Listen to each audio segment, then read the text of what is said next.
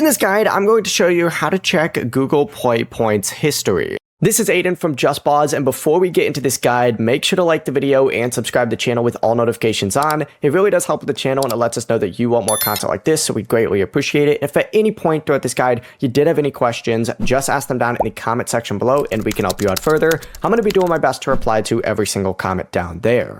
Begin by opening up the Google Play Store and either tap your profile picture up in the top right corner or select you down in the bottom right and then select Play Points from within here.